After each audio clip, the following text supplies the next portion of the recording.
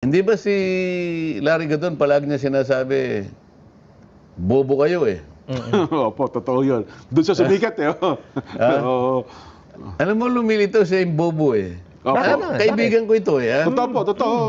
Last election, lagi kayong magkasama rin yan. Kaibigan ko naman yan. Hanggang ngayon, Hindi ko nga malaman kung bakit siya nagsalita ng ganito. Opo. Ngayon, napatunayan ko na bobo siya. Sinabi niya 4 million. Hindi pala marunong sa math eh. Hindi niya nakakita, may zero yun eh, 40 million yun. Ganun no? 40. Iwanan natin yan. Tama. Di ba? Di ako naman, minsan, alam mo na minsan, si Atty. Larry Gadon ko ngayon, unawain na lang natin ko. Hindi, bakit? No. Bakit niya ikukonclude na? Bagamat hindi niya sinabi ron. Bakit? Opo. Ibig ba niya sabihin si Pangulong Marcos galit sa akin? Hindi totoo yun. Opo. Baka hindi niya alam. Siya kapag nakita ni Pangulong Bongbong yan, maraming pagkakataon magkakasama kami, hindi man niya pinapansin yan eh. Ganun ba? Oo, maski na nung nangampanya kami, maski na ngayon. Si Pangulong Bongbong, alam ba, nagkita kami sa isang piging o kaya sa ano. Pag nakita niya ako, magagano, pupunta, nagbubulungan kami. Oo. Baka halimbawa, isang araw magkita kami. Halimbawa, bubulungan ako halimbawa. Huwag mo na ikang pansinin si Larry. Bakit? Kalaban ko ba ang Pangulong Marcos? Wala ako sinasabi laban sa... Nakita mo yung rally na yun, sinuportahan pa nga natin. Ibig sabihin, binigyan natin ng diin na yung kanyang opinion, tama. Tama po yun, tama. Paano mo sasabihin na tayo'y laban doon sa opinion ng Pangulo? Yun nga po ang hindi matanggap ng marami kong Yung opinion niya sa atin ay tama. Tama. Kaya naman talagang pero sa mga kasamahan niya, mali yan. Baka siya'y magalit ngayon kayo. Ikaw naman kanya ganun. Bakit sinabi mong 4 million? Hindi mo bakit? Kalaban ko ba si Kadante ang tawag sa akin ng presidente? Kasi nga, kaya ako sinasabi ito, minsan nabubulungan ako. Nung magkita kami sa Papi, yung kanilang anniversary. Po yung mga yung publishers. Opo. Ang sabi niya, nakita niya ako sa audience. Kadante is here. The defender of congressional traditions. Yes. Alam mo, Kadante, kanya, pinapanood kita. At masaya ako pag napapanood kita. Bakit sasabihin ngayon ni Larry Gadon na tapos nung ako'y bumaba, binulungan na naman niya ako. Pinagtulong-tulungan ka. Oo nga po eh. Mga ganyan lang naman ang dyan. Totoo. Ang iba kasi kung pinipersonal, kumot hindi kayo kasang-ayon ng kanila. Akala nila, kaaway na kayo ng mga taong kanilang pinaglilingkuran. Baka magtaka siya. Umatras si Manong Chavit. Tama. Baka hindi niya alam kung ano yung binili ni Manong Chavit. Secret, di ba? Kayo po may binilin. Go. Secret. Nabulungan din. Baka magtaka siya. Akala niya 4 million. Hindi niya nakita yung zero na nakatabi. 40 ho yun. 40. Dito siguro mauunawaan na ng ating mga kabayan ko. Kasi aywan ko ba, meron ho pa rin mga... kakaunti na lang naman ko. Konti na lang. Ito mga bumabanggit na pumupuna. Hindi mo talaga mauubos yan. Totoo. We cannot please everybody. Eka nga, Di ba? Opo. Pero sagutin na rin natin ko. Baka para at least may tama naman yung ilang mga followers nila. Sabi nila, akala ba namin walang bahid ng politika? Bakit nagsalita si Kong Dante dyan sa inyong pagtitipon na yan, prayer rally, di ba politiko si Kong Dante? Ganun ho ang kanilang insinuasyon, Kong. Paano ba natin sasagutin yung punto nilang yon? Then, siguro hindi nila napakinggan kung paano ako in-introduce. Yan, tama po. Sana maging sensitive sila. Sana pinakinggan nilang mabuti. Doon po kanya, doon sa kawalan ng rule of law, ay ipapaliwanag po ng ating kapatid na abogado. Yan.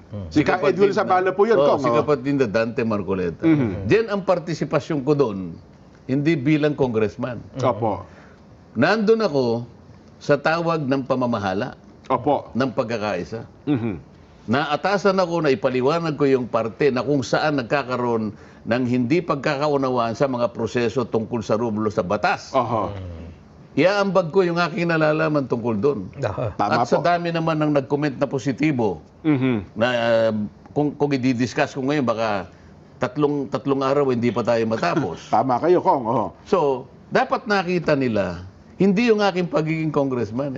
Kaya nga pati yung pagpapakilala sa akin, hindi man lang binanggit na congressman. Para maunawaan nila na ang participation ko doon bilang kaanib Abogado. na abogado. Opo. O kung hindi pa nila maintindihan yun, Kaya nga, bahala na po kayo. ang naging topic nyo doon ko, ngayong usapin, ukol sa rule of law. Oo. Yung pagkapatupad ng mga batas. Ano ha? Ipaki-expound nyo nga po, Kong, yung punto na, ang impeachment process ay nasa konstitusyon yan, nasa batas naman yan. Bakit pa ang dating ba, parang sinasagkaan ba natin ang impeachment process? Hindi ba binanggit ko ron, sabi ko, ang Iglesia ni Cristo kahit kailan hindi tutol sa impeachment. Yun, tama Paano po, mo Kong. tututulan ang isang mekanismo na nakasulat mismo Opo. sa saligang batas? Ang impeachment ay yung proseso na nakalatag sa saligang batas kung merong problema Ayan. doon sa opisina ng isang tao na gusto nilang impeach. Oho. Maraming impeachable officers. Tama po, Ang Pangulo, ang Pangalawang Pangulo, Oho. ang mga Sa COA. ang mga miyembro ng independent commissions katulad ng COA, Comelec. ng Comelec, Yan, opo. at saka ng Ombudsman. yung ombudsman at saka yung civil service. Civil Service at ganun Commission, din opo. Oho. yung mga miyembro ng Korte Suprema. Yan, opo. Kung halimbawa, merong problema doon, Mm-mm. hindi mo siya kaagad maaalis eh. Hindi mo pwedeng alisin. Halimbawa, dinimanda mo yung impeachable officer. Kriminal halimbawa. Hindi mo rin siya maialis kasi isa lang ang paraan para alisin mo siya. Ito yung impeachment. Oho. Ngayon, gusto kong ipaliwanag, Aha. doon pa lamang sa paraan ng paghanap ng di umano Opo. ay mga ebidensya para sa impeach, nagsimula nga sa mali eh. Ayun, oho. Isip-isipin mong susuriin mo yung confidential funds nang hindi mo naman sinuri yung iba. Hindi ba? Opo. Kailangan suriin mo rin para sa ganun makita nila na wala kang kinikilingan. Doon pa lang sa ginawa nila na tinarget lang nila isang opisina, labas doon sa... ang dami, mga 400 nga yung sinabi ko eh. Paano mo ngayon pananatilihin na yung ginawa mong pagsusuri at pag-iimbestiga ay walang pamumulitika? Dito nga magkakaroon ng bahid rito eh. Doon pa lang sa aspeto na yun. Hindi nakatanggap-tanggap yun eh. Oho. Pero hindi daw ba, Kong, yun ang avenue para sagutin ng pangalawang Pangulo, yung mga paratang sa kanya, ang proseso ng impeachment? Kaya nga, didalhin nyo sa komite. O ba't ayaw nilang dalhin sa komite? Bakit nagkukumahog sila dalhin kagad sa Senado? Ayaw na nila kasing madinig doon. Ayun. Kasi doon, masusi mong titingnan. O, may forma ba? Baka po, sa forma, madalhin naman eh. Oho. Pero pagdating sa substance, Oho. doon magkakaroon ng problema. Sa debate. Form and substance nga pala, tama. Oo. Dalawang basihan yan. Paano mo sasabihin? Ito, kailangan discuss natin siguro kahit konti lang. Opo, Kong. Ano yung mga impeachable offenses na nakalatag sa saligang batas? Oho. Ano? Ang alam ko, yung culpable violation of the Constitution. So, Kong. isa lang yun. May Opo. treason, may ganyan. Yan, Di ba? opo. Violation of the, culpable violation of the Constitution. Opo. Betrayal of public trust. Yan, Ang graft and corruption. Paano mo sasabihin at magkukonklud ka na halimbawa, graft and corruption yung ano nila. Opo, yung o kaya paratang. betrayal of public trust. Opo. Sinusuri pa lang ng COA yung mga papeles, yung mga records ng pagkakagasta ng kanyang opisina, nakialam ka na. Nakapending pa. Ikaw nga ang dapat ma-impeach kung impeachable lang yung mga congressmen.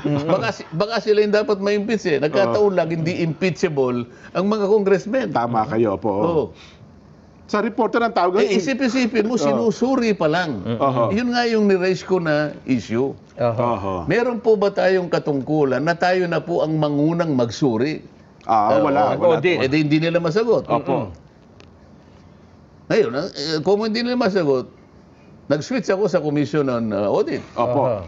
Hindi po ba kayo lang ang opisina na pwedeng mag-audit? Opo. Meron pa po ba kayong kasama na sinabi ng Constitution na pwedeng mag-audit? Wala na po. Eh bakit po nag-audit ang good government? Kasi po, sinabpi na kami, binigay po, oo nga, bakit ninyo binigay? Yun ang tanong. Ba't hindi kayo sumulat sa House of Representatives? Opo.